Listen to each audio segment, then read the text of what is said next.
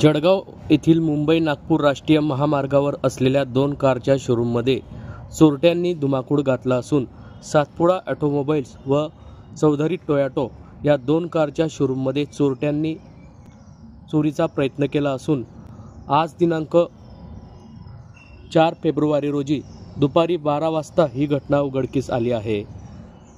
ही घटना यावेळी सीसीटीव्हीमध्ये कैद झाली असून 10 ते 11 हजार रुपये लागल्याने चोरट्यांनी चोरीपेक्षा शोरूममधील धुमाकूळ घालत शोरूममधील साहित्याची तोडफोड करत लाखो रुपयाचे नुकसान केले आहे।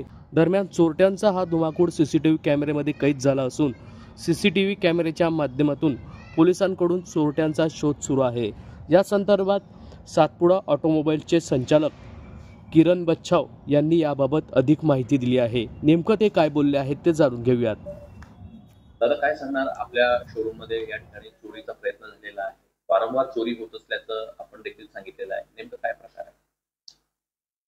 आम्ही ऑटोमोबाईलचा व्यवसाय करत असताना गेल्या 5 वर्षांपासून आमच्या ह्या वास्तूमध्ये 4 वेळा आमच्याकडे चोरीचा प्रयत्न झालेला आहे।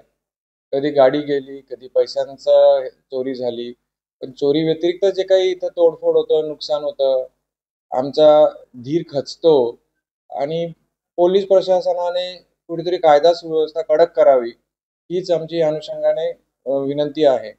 नुसतंच आमच्या शोरूमला नाही तर या आमच्या शोरूम लगत टोयोटाचं शोरूम देखील आहे, त्या शोरूमला देखील परवा रात्री हा चोरीचा प्रयत्न झालेला आहे।